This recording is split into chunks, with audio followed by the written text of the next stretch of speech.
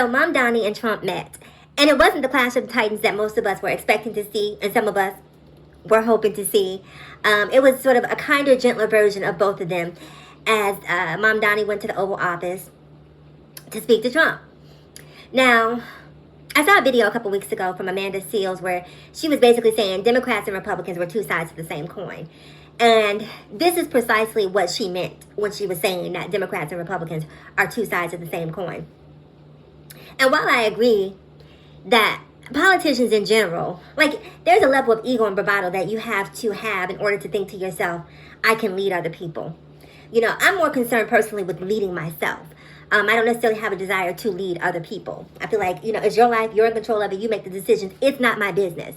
But anyway, so a politician, in my opinion, has to have some degree of hubris in order to want to lead. And that can often come with corruption on both the Democratic and the Republican sides. But in spite of Democrats and Republicans being, quote unquote, two sides of the same coin, for me it's very obvious which side of the coin that I prefer, right? And that's going to be the Democratic side. The Democratic side is not trying to take away SNAP benefits. They're not shutting down the government. They are not vilifying trans people. They are not trying to take rights away from LGBTQ. They are trying to make investments in minority neighborhoods. They're not sending ICE out into primarily black and brown neighborhoods to separate families. I mean, the list goes on and on. We can talk about Medicaid, Obamacare, ACA, whatever you want to talk about.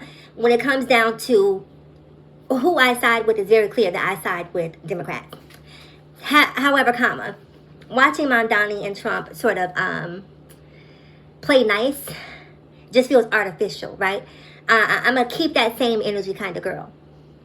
If that's the way you feel, that's the way you feel. But I also understand that diplomacy is necessary in order to get ish done. You know, keep that same energy is going to hurt the constituency that Mamdani is here to serve. And so even though optically I don't like it, I get it. I'm quite sure that he knows who he's dealing with. He knows what he's up against.